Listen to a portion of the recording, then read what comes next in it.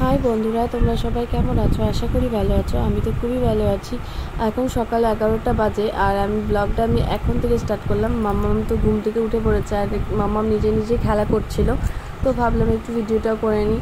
তো আর তার আগে মাম্মামকে ঘুম থেকে উঠিয়েছিলাম যখন ওর দাদার কাছে বসে কার্টুন দেখছিল, আর সেই ফাঁকে আমি আমার ঘরটাও সুন্দরভাবে গুছিয়ে নিয়েছি। বিছানাটা, সোফা টোফা সমস্ত কিছু ভালোভাবে গুছিয়ে নিয়েছি। আর এই দিকটাও আর শোকেসের ওপরটাও আমি সুন্দরভাবে বাগিয়ে নিয়েছি। আর এই গণেশ ঠাকুরটা আমি কিনেছি, মানে এটা অ্যাকচুয়ালি ভাঁড়, তো গণেশ ঠাকুরের ভাঁড়।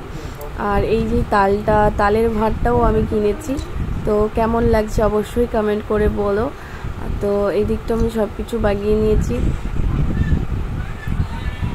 আর ওইদিকে আমার একটা পুচকু পুচকু গণেশ আছে, আর এইদিকে দু বোনে খেলা করছিল। বড় মাম্মাম ছোট মাম্মাম দুজনেই খেলা করছিল এদিকে। আর ভিডিওটা তো করা হয়নি। তারপর আমি আমার দিভাইয়ের বাড়ি যাচ্ছিলাম, তো তখন যেতে যেতে আরামবাগের ব্রিজে ওই নদীটা পুরো ভর্তি হয়নি, অল্প অল্প অল্প জল হয়েছিল। তো তোমাদেরকে এটাও শেয়ার করছি। দেখো কি সুন্দর লাগছে না? এটা হচ্ছে কালীপুর ব্রিজ।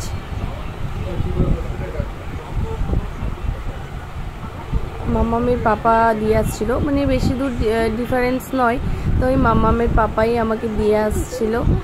তো আর তারপর অর্ধেকটা রাস্তা দিয়েছিল, মামামের পাপা দিয়ে এসেছিলো, আর অর্ধেকটা রাস্তা আমার দিভাই আনতে এসেছিলো। তো আমি বাসে করেই যাচ্ছিলাম। আর রাস্তায় যেতে যেতে এত পরিমাণে বৃষ্টি হয়েছে, তো রাস্তা জমি টমি সমস্ত কিছু জলে পুরো ডুবে গেছে। এইটা কিন্তু অ্যাকচুয়ালি জমি।